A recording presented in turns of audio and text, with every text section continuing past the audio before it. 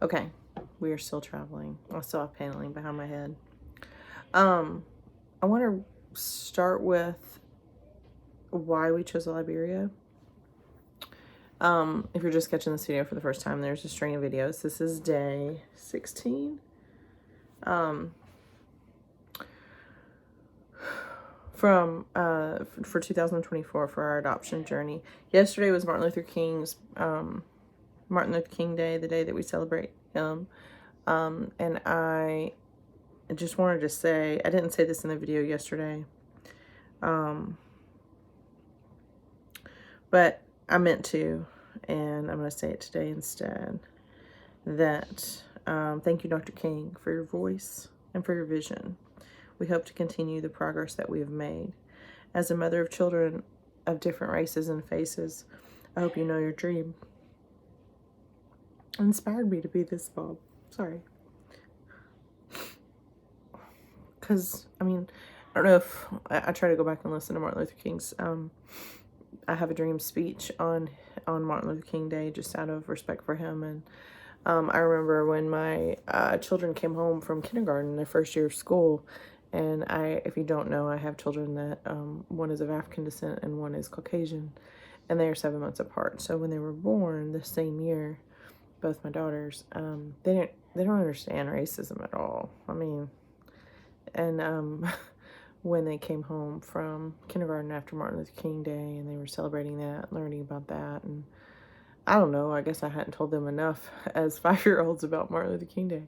But one of my children was just appalled, and the one that's Caucasian, she had the most to say about it. She's also the most extroverted, but she's like, why would someone throw rocks at another child because their skin is brown? Like, look at my sister's skin and my skin. That's like, of all the things that are different about us, that's not the thing that comes to mind. What comes to mind is that she's taller than me and runs faster than me. What comes to mind is I'm left-handed and she's right-handed. What comes to mind is that she's quiet and I love to meet new people. What comes to mind is who she is on the inside. The skin doesn't matter. Although it's interesting and beautiful that we have different skin. So I kind of felt like, as a parent, learning about Martin Luther King and his dream, I wanted to make sure that my family was diverse. If that's how they came together. I mean, I don't care what race my kids are. If we continue on this pattern, we'll have multiple races represented, and multiple tribes and multiples. I mean, it's fine. I don't care. But I hope you know your dream inspired me to be the mom that crosses oceans, the one that speaks on the platform of advocacy at every opportunity, that believes in equality and opportunity and friendship and partnership. The one that, me being the mom that was born in a place of privilege and does not take that responsibility lightly or pretend that it does not exist. As we move forward to increase the children at our table, the content of their character matters most still. And dear Dr. King, I hope that the content of my character would get a nod of approval from you as we continue to fight against racism and violence and seek peace and prosperity. Thank you, Dr. King. I wish you would have lived much longer. Your dreams made a positive mark on my heart.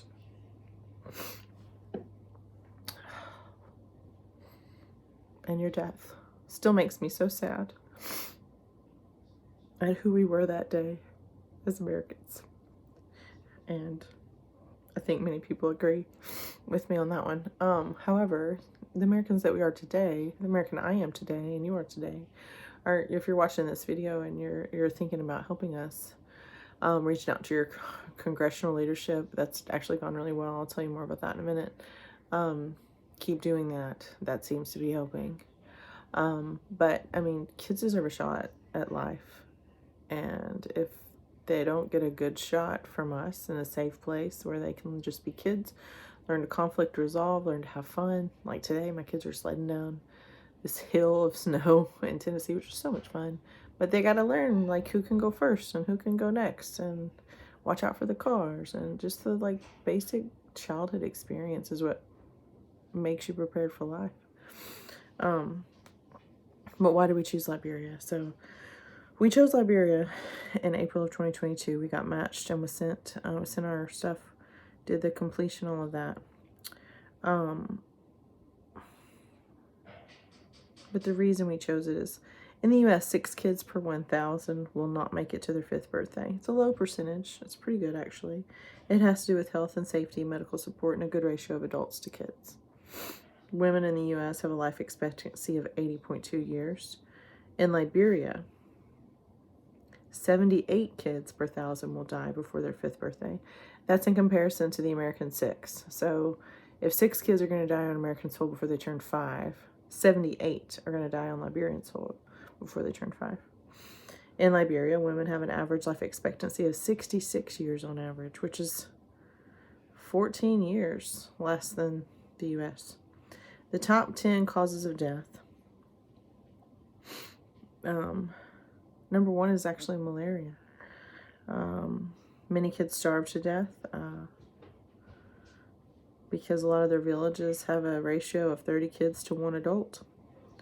The reason Liberia is so open to adoption is because their children are starving. Their birth rate is not the problem. It's their ability to keep them all alive.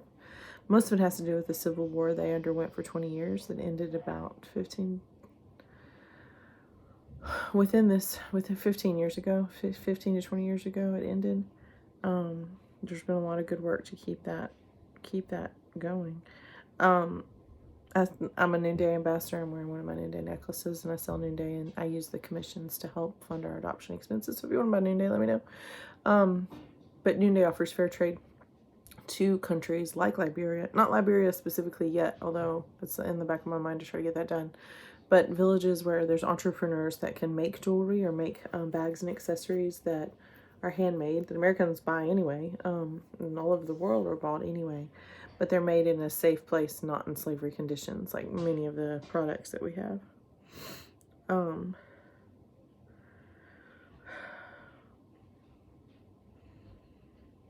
So that's the reason that we chose Liberia, is that they're struggling. And I want you to think about the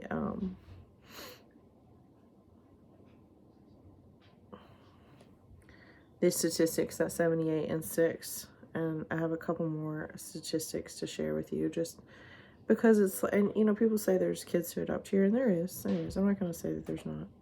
I would say that the U.S. foster care system does not offer things the way that they advertise that they offer things. I'm just going to throw that out there. They don't, I mean, they say that they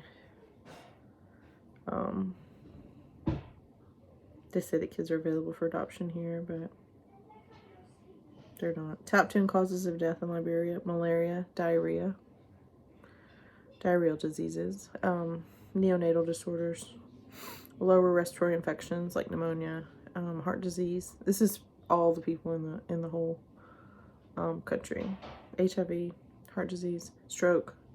So malaria, diarrhea, neonatal disorders like infant problems, lower respiratory infections, ischemic heart disease, HIV and AIDS, stroke, tuberculosis, cirrhosis, and maternal disorders. So childbirth stuff is number 2. Close to half of all child deaths in Liberia, the main culprit is actually nutrition or malnutrition. High levels of child malnutrition, with 1/3 of the children under 5 stunted and 6% acutely malnourished. When our daughters entered the orphanage that they're in now, they were acutely malnourished, like severely malnourished. That's what it kept saying. Both of them were severely anemic. So it was just nutrition, and probably they were sick. Some of their lab test shows, I think one of them's had malaria, one of them's had yellow fever. Like, you can tell in their lab work what they've had and what they've survived. And they had some family members looking after them, but like not enough. And there were more kids than those family members could take care of.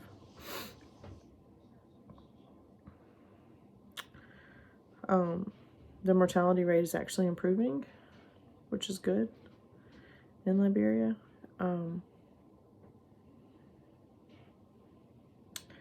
But yellow fever is in the top 5. And like yellow fever is something that we vaccinate for in the U.S. I'm already vaccinated for it, so I'm probably never going to get it. Single dose provides lifelong protection, but they can't afford the vaccine. Malaria is preventable. I mean, bug spray, doxycycline. Doxycycline is an antibiotic we have tons of because we're waiting to go to Africa. 45% of the population in Liberia is under the age of 15.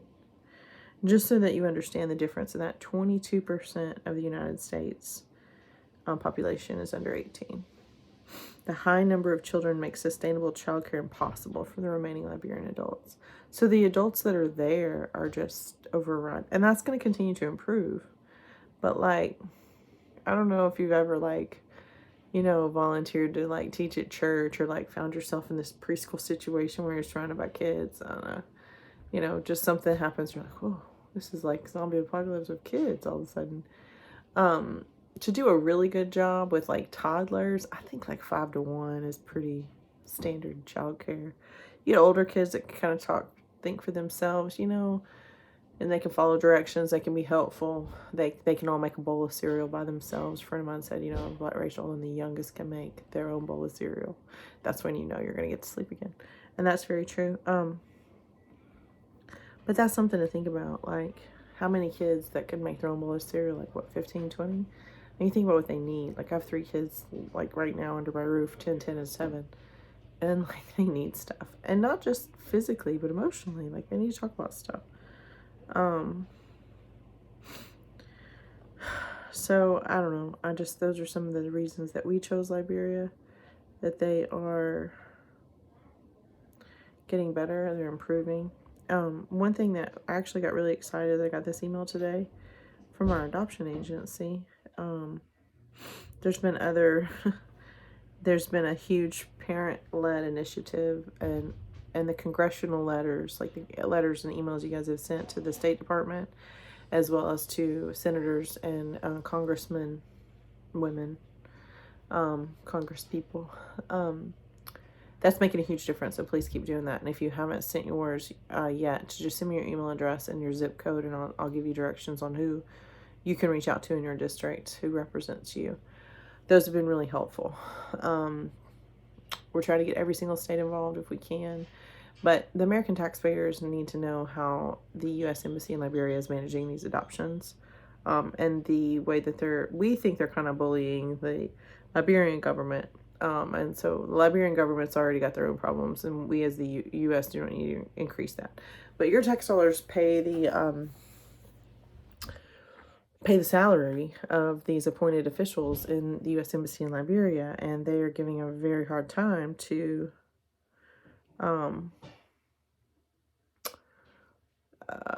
agencies trying to finish their adoptions. They're making false accusations. They're coming up with all kinds of stuff. And I've talked about that in other videos.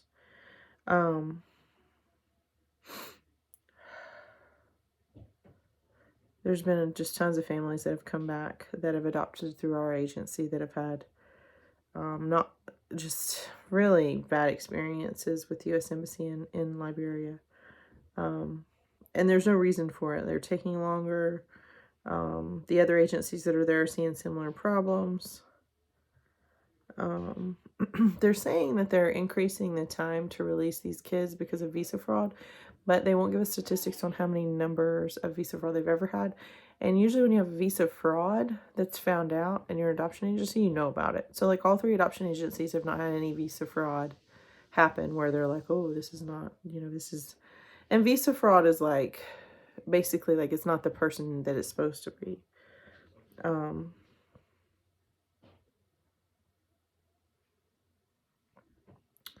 So for now, a lot of the agencies can't move forward with our adoption or any other. There's 7 families. We're one of the 7 that are kind of in limbo. The other families that have gone through, some of them more quickly than others, are advocating for us and telling their stories because they don't want anyone else to go down the same road.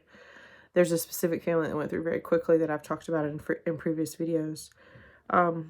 But the result of all of you guys' emails and sharing of my video and getting involved is the Office of Children's Issues has invited us to participate in a collaborative call Friday, January 19th at 3 p.m. Eastern Time. So if you pray, I need you to pray then. because these are the people that can put pressure on the embassy and actually hold them accountable for these, for the international adoption issue in Liberia, where some families are being held, some families aren't, some families, I mean, we are literally prepared to live there for 4 to 6 months or longer, but we don't even have the opportunity to do that yet. We're going to visit and hope for a miracle, because we're hoping these things are working out. But the good news is that the call is them listening to us and asking for our opinion. And my issue is, I was told I could adopt these kids. I'm matched with these girls. I've been pursuing that. Liberian law says you have to live there Liberian and U.S. law together. International foreign policy says that you have to live there for a month, 30 days. While you complete their adoption process. Liberian law actually allows you to adopt the kids as soon as you come in country, enjoy bonding with them, and it usually takes 3 or 4 weeks for the U.S. Embassy to approve your exit. They do their own independent investigation if they think it's necessary. They don't have to do an independent investigation if they think that everything's in order. But the good news is that we are getting a voice.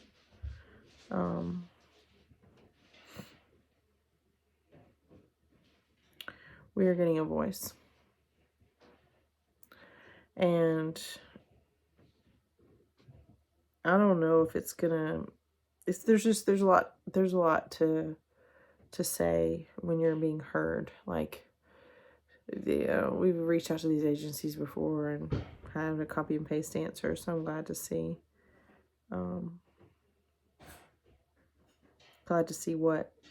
what's going to happen. And our agency director and the director of the Liberia program for our adoption agency is going to Liberia. If he's not already there, I'm not sure if he's left yet. He told us he was going as soon as possible when we talked to him back in the first week of January.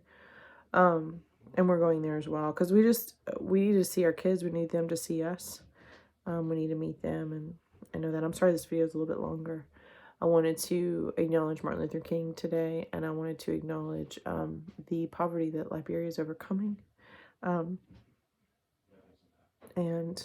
the fact that my kids' lives and my kids in Liberia, their lives have been saved by this adoption agency, literally saved.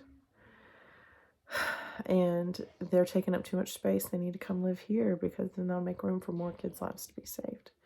So every day that the U.S. Embassy and the governmental agencies in Liberia don't cooperate is a day that a kid starves to death in Liberia.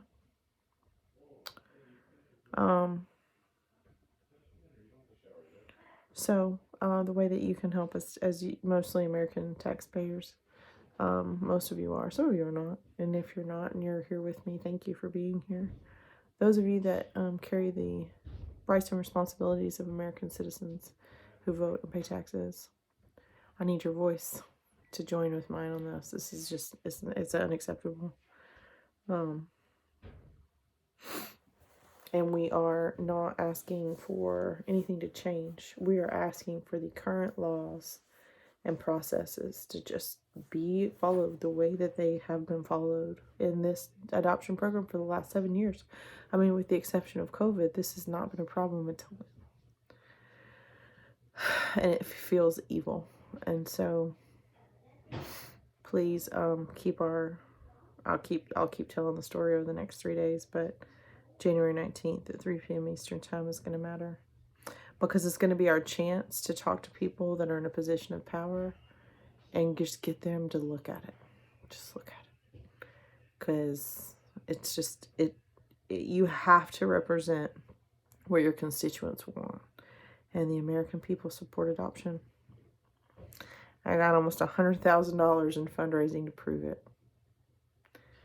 And the children there need to be adopted. Also, if you would want to consider adopting a teenager, there are 2 teenage girls that are waiting to be matched. They're fantastic kids.